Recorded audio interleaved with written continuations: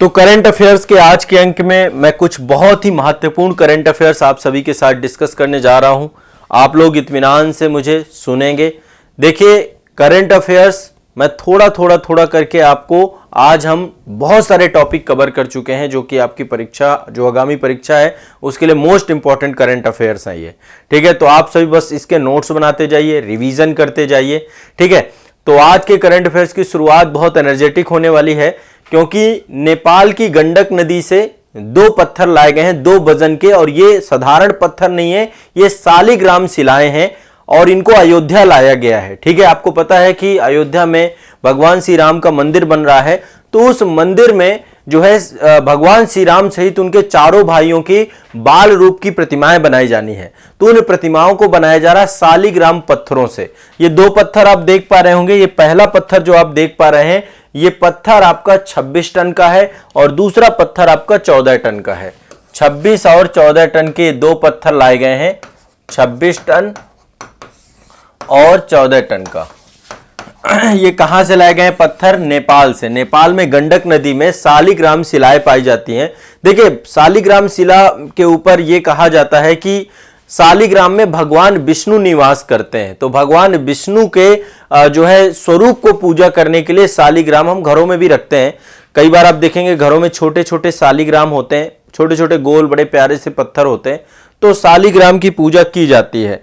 तो ये नदियों में पाए जाने वाले पत्थर हैं और गंडक नदी में, नेपाल में शालिग्राम पाए जाते हैं। तो एक आपको ये ध्यान रखना है, ये जनवरी 2023 में नेपाल की गंडक नदी से 2 शालिग्राम शिलाओं को अयोध्या लाया गया है और इनकी नक्काशी की जाएगी और नक्काशी से भगवान श्री राम सहित चारों भाइयों की बाल रूप की प्रतिमाएं इनसे बनाई जाएंगी। ठीक है, तो ये ध्यान रखिएगा, एक इंपॉर्टेंट है आपका ये, और ये एक तरीके से धार्मिक आस्था का प्रतीक है और इसलिए ये जरूरी हो जाता है।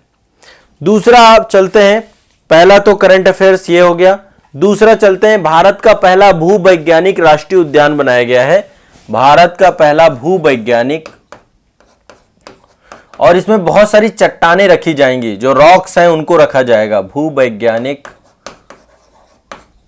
भारत का पहला भूवैज्ञानिक उद्यान। इसमें बहुत सारी चट्टानों को एज अ म्यूजियम के तौर पे रखा जाएगा उनके रिसर्च और अनुसंधान को लेकर के। ये कहां बन रहा है? मध्य प्रदेश में बन रहा है। एमपी में लम्हेटा एक जगह है, मध्य प्रदेश के। भारत का पहला भूवैज्ञानिक संस्थान बन रहा है एमपी में, लम्हेटा में बन रहा है। कहां बन रहा है? ये यूनेस्को द्वारा जो है विरासत स्थल के तौर पे इसको दर्जा प्रदान किया गया है। यूनेस्को ने लम्हेटा को भू विरासत स्थल के तौर पे भी मान्यता दी है। किसके रूप में? भू विरासत स्थल के तौर पे। तो ये मध्य प्रदेश में पड़ता है, एमपी में। तो एमपी में भारत का पहला क्या बन रहा है? भूवैज्ञानिक उद्यान। ठीक है, एमपी में भी कहां है? जबलपुर में। जबलपुर के पास नर्मदा नदी के किनारे आपका है ये जबलपुर, नर्मदा नदी के किनारे लम्हेटा है आपका। तो यहां पर खनन मंत्रालय भारत सरकार के द्वारा भूवैज्ञानिक सर्वेक्षण द्वारा पार्क के लिए मंजूरी प्रदान की गई है। पार्क के निर्माण के लिए 5 एकड़ जमीन पर 35 करोड़ रुपए के निवेश किया जाएगा और लम्हेटा भूगर्भिक दृष्टिकोण से विश्व के सबसे महत्वपूर्ण स्थानों में से एक है, जो कि 5000 वर्ग किलोमीटर के क्षेत्र में विस्तृत है।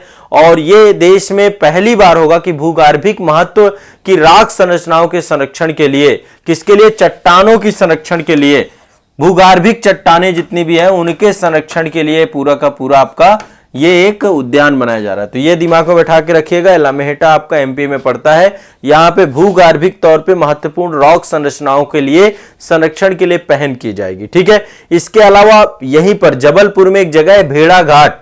भेड़ाघाट में एक विज्ञान केंद्र बनाया जा रहा है। ठीक है, भेड़ाघाट में एक विज्ञान केंद्र भी बनाया जा रहा है। विज्ञान केंद्र ये बन रहा है भेड़ाघाट में। ठीक है, यहीं पर आप देखेंगे तो कपिल धारा जलप्रपात जो है नर्मदा बनाती है, जिसको धुआंधार जलप्रपात भी कहते हैं, भेड़ाघाट में ही बड़ा शानदार जलप्रपात है, ये भी ध्यान रखिएगा। ठीक है, चलिए आगे चलते हैं। नेक्स्ट ये आप देखिए, भारत में आत्मनिर्भर भारत की दिशा में एक बहुत महत्वपूर्ण प्रयास किया गया है और ये प्रयास जो है किया गया है आईआईटी मद्रास की एक फर्म है जिसका नाम है JANDK।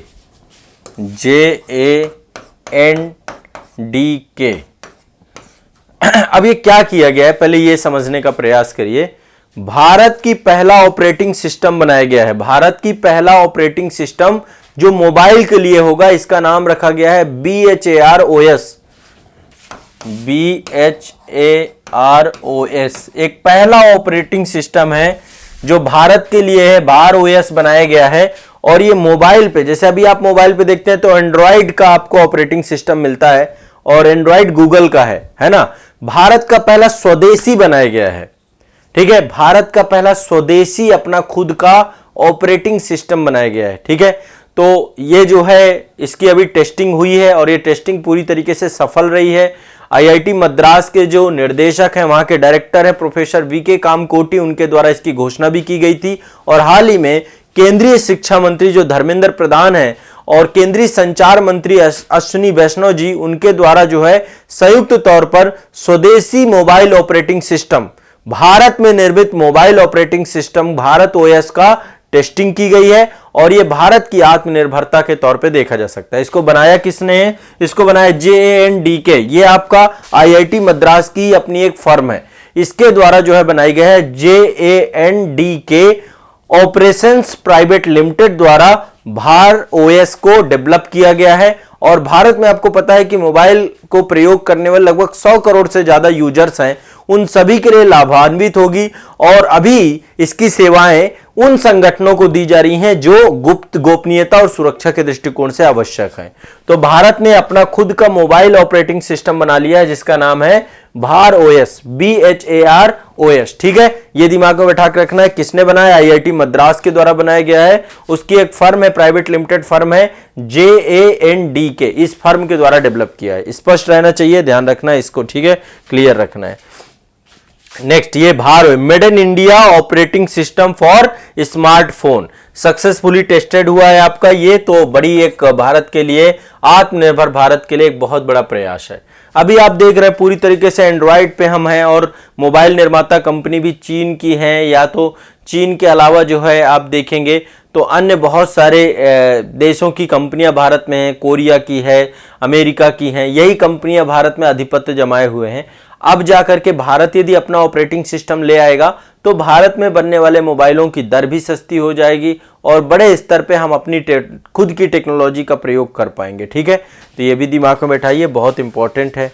नेक्स्ट अगला चलिए देखिए, ये हेलीकॉप्टर्स देख रहे होंगे बहुत सारे। तो कर्नाटक में एक जगह है तुमकुरू, तुमकुरू में हेलीकॉप्टर निर्माण कारखाना बनाया गया है। 6 फरवरी 2023 को प्रधानमंत्री नरेंद्र मोदी जी के द्वारा कहां पर? तुमकुरू में। कौन सी जगह? तुमकुरू। कहां पड़ती है ये? आपकी कर्नाटक में। कहां पड़ती है? कर्नाटक में। यहां पर हिंदुस्तान एरोनॉटिक्स लिमिटेड है, आपका HAL है, HAL हिंदुस्तान एरोनॉटिक्स लिमिटेड। इसके हेलीकॉप्टर निर्माण फैक्ट्री को जो है HAL बड़े स्तर पे काम करती है, तो इसी का एक कारखाना बनाया गया है। और ये ग्रीनफील्ड फैक्ट्री है, मतलब अभी नए सिरे से पूरी तरीके से बनेगी। ये देखिए शिलान्यास इसका रखा गया है, तो अभी पूरे नए सिरे से बनना है। ग्रीनफील्ड फैक्ट्री है, 615 एकड़ में फैली हुई है ये आपकी फैक्ट्री। और एशिया की सबसे बड़ी हेलीकॉप्टर निर्माण फैक्ट्री, लाइट यूटिलिटी हेलीकॉप्टर का निर्माण इसके द्वारा किया जाएगा, ठीक है। तो हेलीकॉप्टर निर्माण को लेकर के आपकी तुमकुरू में क्या है, ये परियोजना आपकी प्रारंभ की जा रही है। तुमकुरू, ध्यान रखिए, तुमकुरू कहां पड़ रहा है? कर्नाटक में। कर्नाटक में, तुमकुरू कर्नाटक में पूरी की पूरी परियोजना है, ध्यान रखिएगा। स्पष्ट है, ठीक है, क्लियर है। चलिए, तुमकुरू में प्रारंभ हो चुकी है और 2016 में इसकी आधारशिला रखी गई थी और अब जो है ये प्रारंभ हो चुकी है। नेक्स्ट अगली न्यूज अंतरराष्ट्रीय संबंधों से जुड़ी हुई है। ये आपके जो आप देख रहे हैं, ये इटली की प्रधानमंत्री हैं, इनका नाम है जॉर्जिया मेलोनी। जॉर्जिया मेलोनी एक विशेष कार्यक्रम में भारत की मुख्य अतिथि बन के आई। ये रायसीना डायलॉग होता है, अभी रायसीना डायलॉग भी लिखवाऊंगा, लेकिन ये अभी भारत में आई थी अपनी यात्रा में। 8वें संस्करण का रायसीना डायलॉग था, उसके अतिथि के तौर पे आई थी ये। और इसके बाद इन्होंने द्विपक्षीय वार्ता भी की भारत के प्रधानमंत्री के साथ। द्विपक्षीय वार्ता हुई। ये इटली की प्रधानमंत्री हैं, ये भी ध्यान रखिएगा। इटली की प्रधानमंत्री भारत आई थी विशेष कार्यक्रम से। ठीक है, कार्यक्रम क्या था? रायसीना डायलॉग का 8वां संस्करण था। तो मुख्य अतिथि के तौर पे इन्होंने यहां पर हिस्सा लिया था, चीफ गेस्ट के तौर पे रायसीना डायलॉग के थी।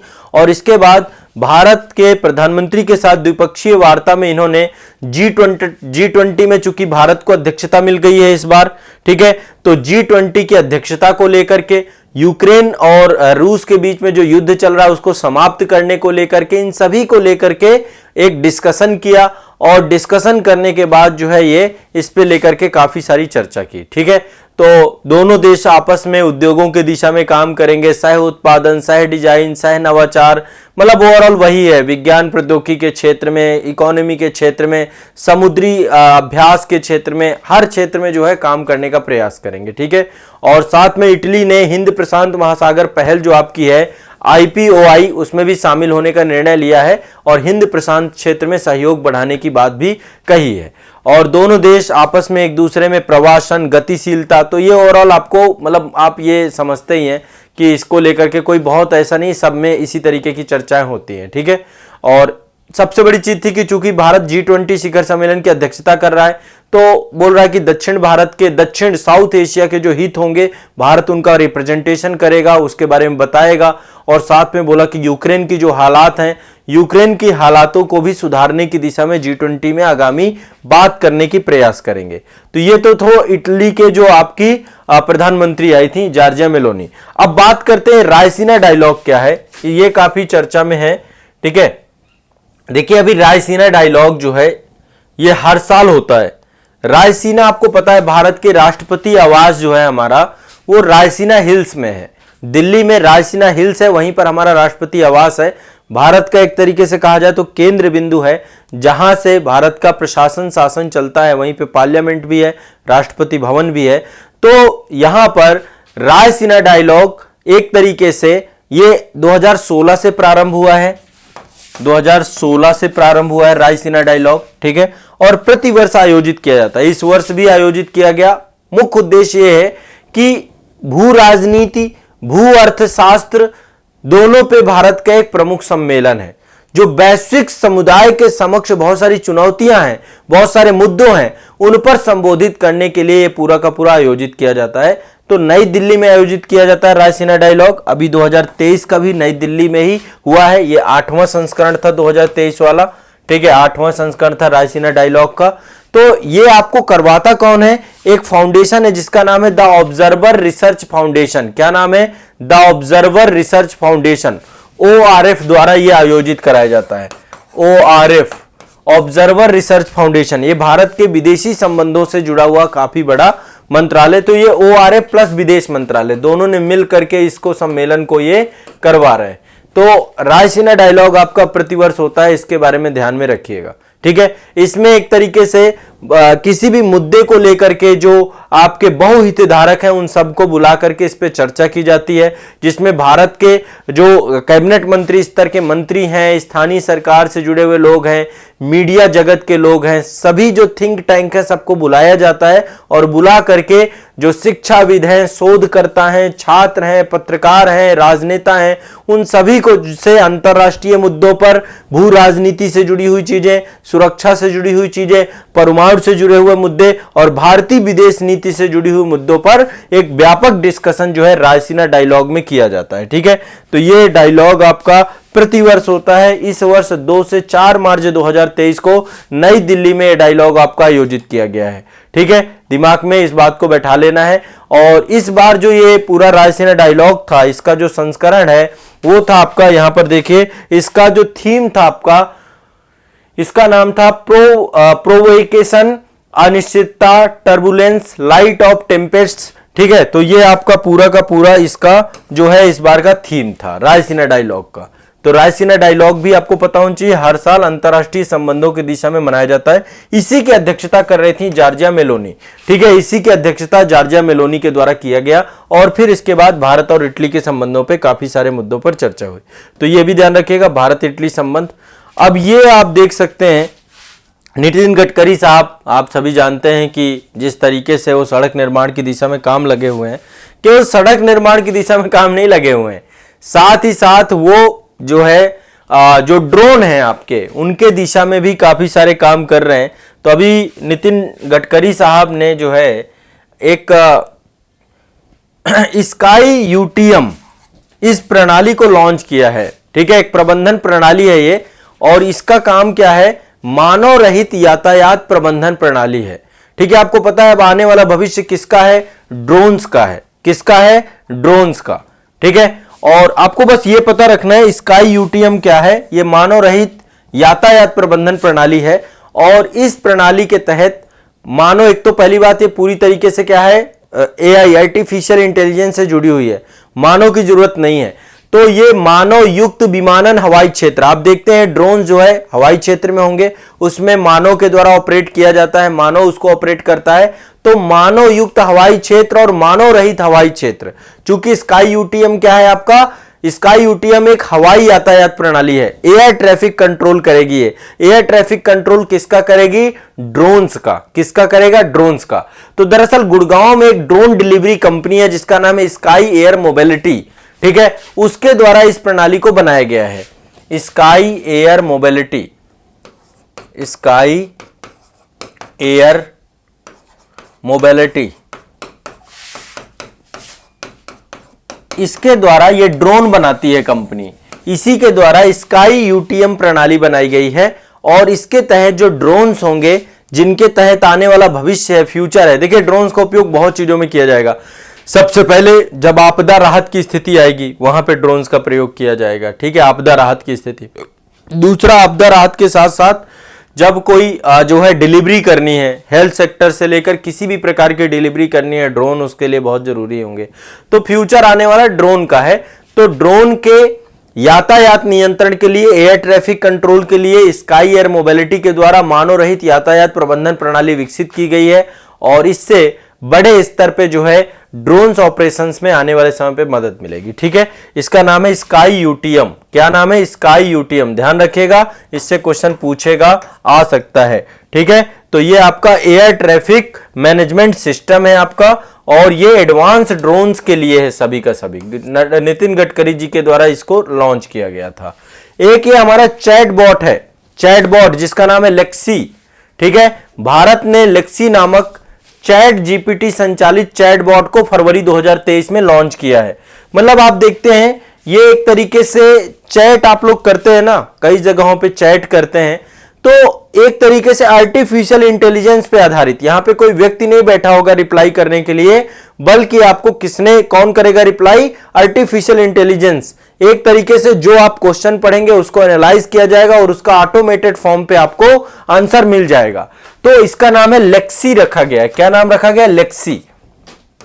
लेक्सी भारत का जो है आपका चैटबॉट है, और ये किसने लिया, किस कंपनी, एक फिनटेक कंपनी है जिसका नाम है वेलोसिटी। फिनटेक कंपनी वेलोसिटी के द्वारा लॉन्च किया गया है। ठीक है, फिनटेक कंपनी है जिसका नाम है वेलोसिटी। इसके द्वारा लेक्सी नामक आपका एक चैट बॉट, चैट जीपीटी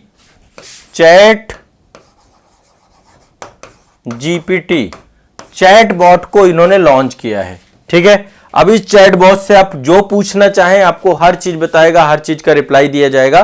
तो ये एक तरीके से भारतीय संस्करण है।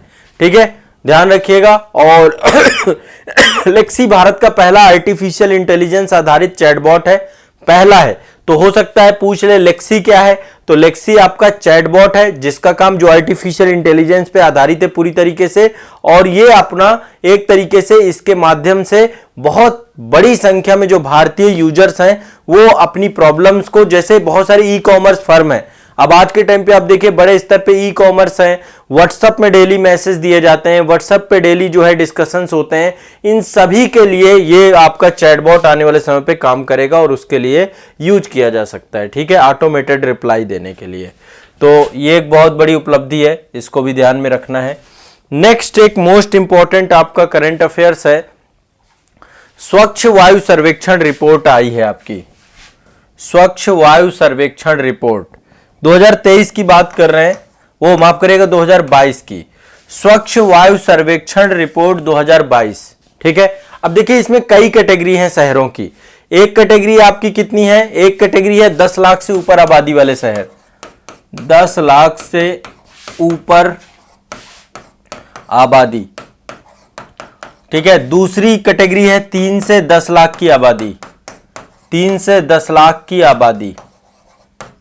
और तीसरी आपकी 3 लाख से नीचे, 3 लाख से नीचे की आबादी, नीचे की आबादी।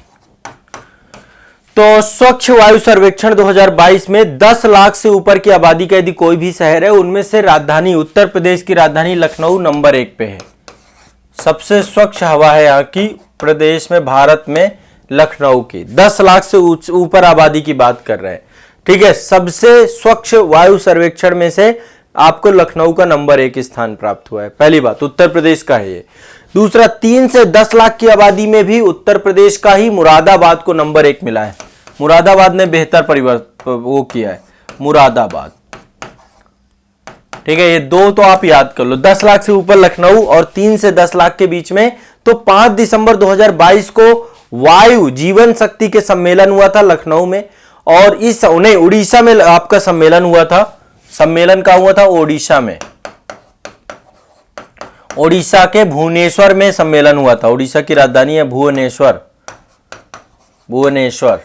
वहीं पर उसी सम्मेलन में ये आपका रिपोर्ट आपकी जारी की गई और इसमें बताया गया कि लखनऊ नंबर 1 है, फिर आपका जो है मुरादाबाद है। ठीक है, और 3 लाख से कम आबादी पे मध्य प्रदेश का देवास है, मध्य प्रदेश का देवास, देवास इसको मिला है।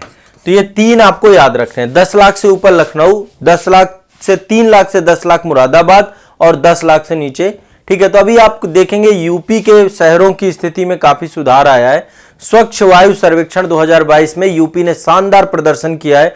देश के कई बड़े शहरों को पीछे छोड़ करके प्रदेश में 3 शहर टॉप 3 में रहे। राजधानी नंबर 1 में रही आपकी 10 लाख से ज्यादा आबादी में, और दूसरे नंबर पे आपको मजे की बात करूं, प्रयागराज था।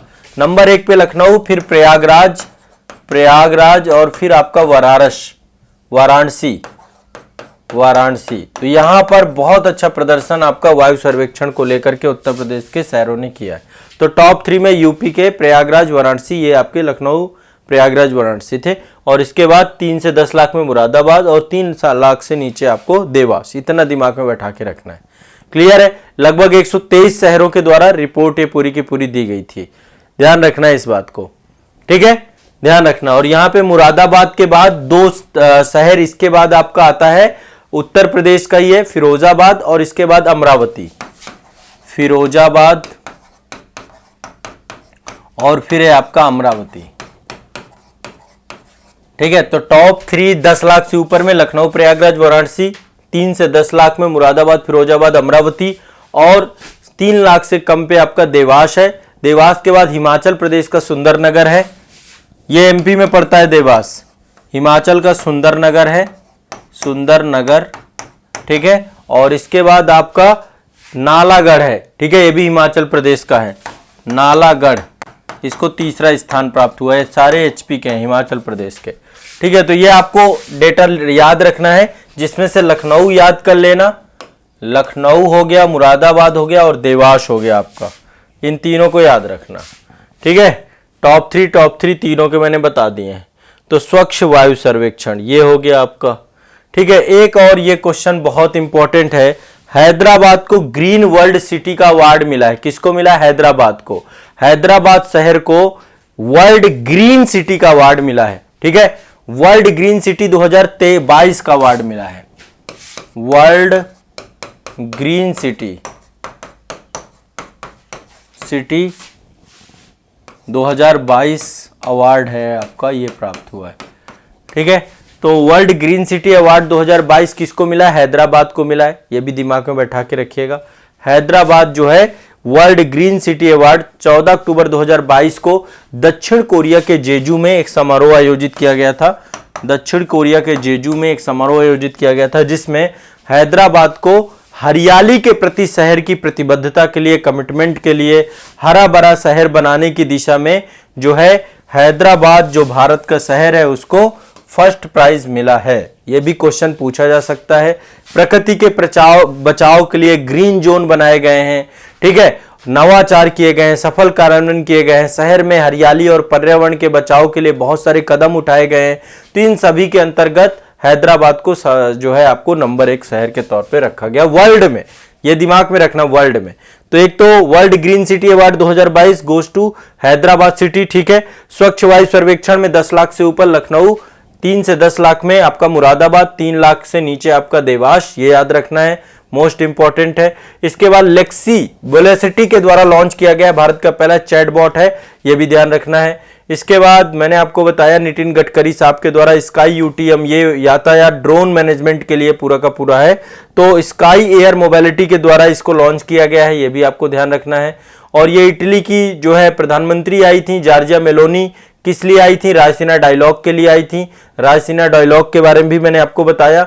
इसके बाद जो है कर्नाटक की एक जगह है तुमकुरु, वहां पर प्रधानमंत्री जी के द्वारा हेलीकॉप्टर निर्माता कंपनी एचएएल की उसको जो है लॉन्च किया गया, एक फैक्ट्री बनाई गई है। इसके बाद भार ओएस है, मेड इन इंडिया आपके ऑपरेटिंग सिस्टम है स्मार्टफोन के लिए, तो भार ओएस के बारे में मैंने आपको बताया।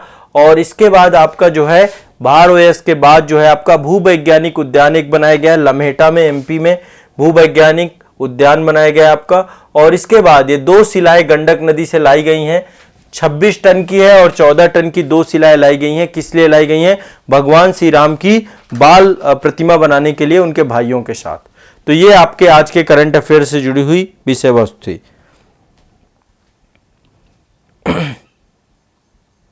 ठीक है, क्लियर है, स्पष्ट है। आज के लिए इतना ही रहेगा। और ये आपके प्रमुख करंट अफेयर्स हैं आपके, और ये आपके आज के टॉपिक के अंतर्गत कंप्लीट हो गए। अब देखो काफी सारे टॉपिक करवा दिए, बस रिवीजन कर लो। एक बार मुझे और बता दो कि